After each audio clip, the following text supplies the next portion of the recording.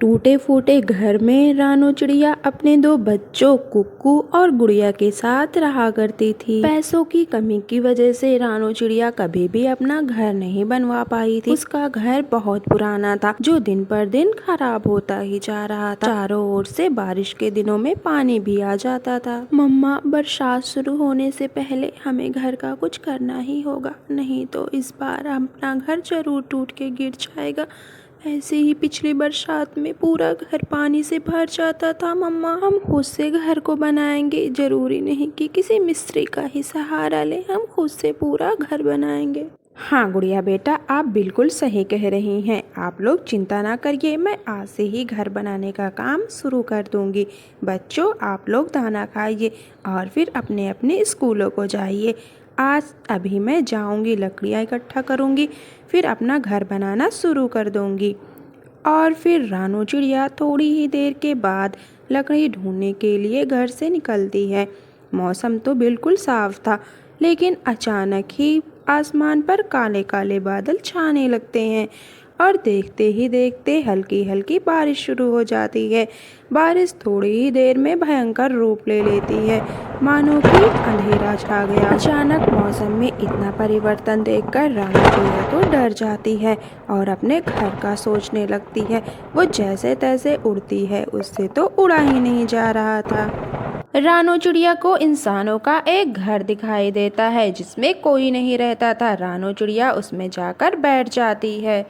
अरे, मेरा घर तो बारिश में गिर गया होगा। अच्छा हुआ मेरे बच्चे स्कूल गए हैं, ये मौसम खराब रात में नहीं हुआ, वरना हम लोग क्या करते। अभी मैं जल्दी से लकड़ी इकट्ठा करूंगी और बच्चों के आने से पहले ही घर बना डालूंगी। बारिश थोड़ा धीमी होती है। रानू चिड़िया बारिश में ही घर से निकलती है और लकड़ी के गट्ठों के पास जाती है। रानू चिड़िया लकड़ी का गट्ठा उठाती है और उसे अपने पीठ पर रखती है और बारिश में ही उड़ने लगती है। धीरे धीरे बारिश धीमी होती जा रही थी। रानू चिड़िया जब अपने घर के पास पहुंचती है तो देखती है कि पेड़ के ऊपर तो उसका घोंसला ही नहीं है। रानू चिड़िया मायूस रह जाती है क्योंकि उसने उसमें बहुत साल गुजारे थे।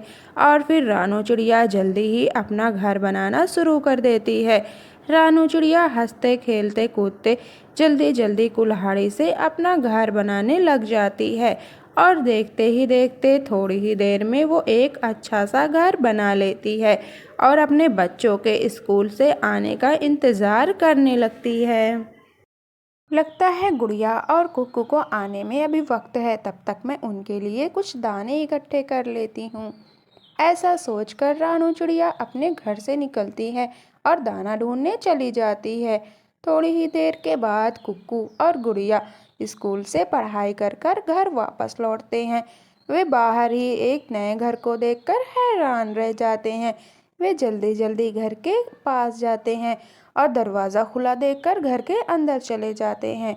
दोनों हैरान थे कि इतना प्यारा घर वो भी किसका है। गुड़िया, मुझे पूरा यकीन है कि ये घर मम्मा ने ही बनाया है, लेकिन इतनी जल्दी घर बनाना इम्पॉसिबल है। कैसे बनाया होगा? हाँ हाँ कुक्कू भाई, आप बिल्कुल सही कह रहे हैं। इतने समय में घर बनाना तो बहुत मुश्किल है, मम्मा को आने दो। और फिर थोड़ी ही देर के बाद रानू चिड़िया अपनी चोंच में कुछ दानों को लेकर घर की ओर बढ़ती है और थोड़ी ही देर में घर आ जाती है। दोनों बच्चों को अपने साथ देखकर रानू चिड़िया बहुत खुश थी। बच्चों, ये घर मैंने ही बनाया है, वो भी बहुत मेहनत और फुर्ती के साथ, तभी ना इतनी जल्दी बन गया ये घर।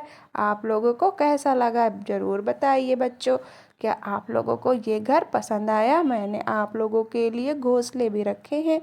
हाँ हाँ माँ, ये घर तो बहुत ज़्यादा अच्छा है। वही मैं गुड़िया से कह रहा था, इतने कम समय में बनना तो इम्पॉसिबल है, कैसे बना लिया। हाँ माँ, कुक्कू भाई यही कह रहे थे कि कैसे बन गया ये घर इतनी जल्दी से। मेरे प्यारे बच्चों, अगर कोई भी काम पूरी लगन, मेहनत और ईमानदारी से किया जाए तो वो बहुत जल्दी और कामयाबी के साथ हो जाता है।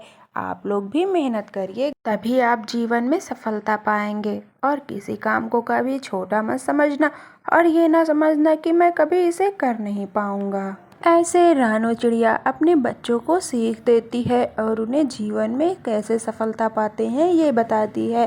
Thank you. Subscribe my